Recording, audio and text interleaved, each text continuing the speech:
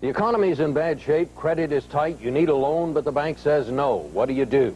Well, you could just print your own money, because in tonight's Eye on America, Richard Schlesinger reports on tough times and a tender solution.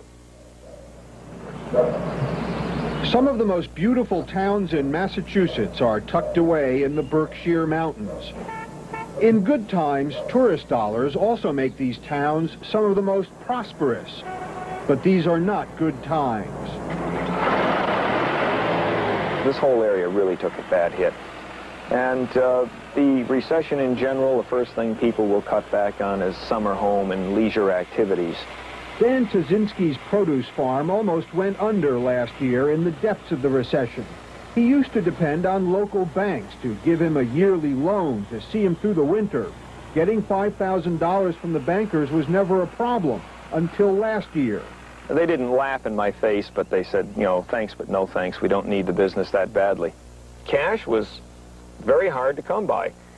So someone just wildly said, well, why not print your own? And, you know, you almost think of a Laurel and Hardy skit.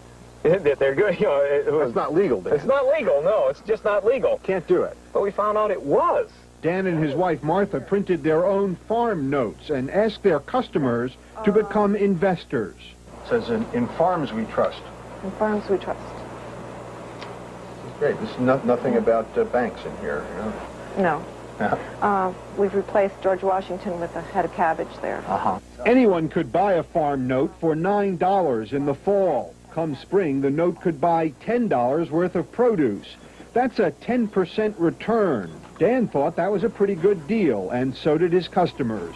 He sold $5,000 worth of farm notes to neighbors like Dale Colladon and saved the farm. I really think we have a more dependable form of currency than the feds are issuing. Your farm notes? Our farm notes, because people know now that we're going to be here and that we will back those notes up. And it's not a question of... but you back them up with potatoes and cabbage and strawberries. You can eat those. Can you eat what Washington is giving you? They're giving you rhetoric. I mean, can you eat that? No one here thinks they can do completely without the banks, but more and more merchants here in the Berkshires are discovering their customers can pull them through hard times, even though the banks can't or won't. In nearby Monterey, the 211-year-old General Store is still in business because of the notes owner Maynard Forbes issued. It worked for the Corn Crib Farm and for Frank Tortoriello, owner of the Deli, who financed a move to larger quarters, partly through his deli dollars. Customers bought them for $9. 6 months later, they could buy $10 worth of sandwiches. So the banks didn't think that you were worth taking the risk. But the people did. And that's, you know, that's where I think the whole point lies as to why it works. Because the people had more faith in us than, you know, the banks do. Ironically, one of the people who bought deli dollars was Eugene Hannon, vice president of a local bank, who had earlier turned Frank down for a loan. He can repay my deli dollars because I'll take it out in corned beef sandwiches. All right? But he can't make loan payments with corned beef sandwiches. Frank Tortoriello needs more money to expand his business again, so he's selling more deli dollars. This time he didn't even ask the bank for help.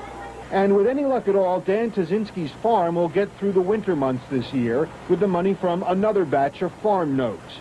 A financial solution as homegrown as his produce. Richard Schlesinger, CBS News, Great Barrington, Massachusetts. And that's the news. Bob Schieffer sitting in tonight.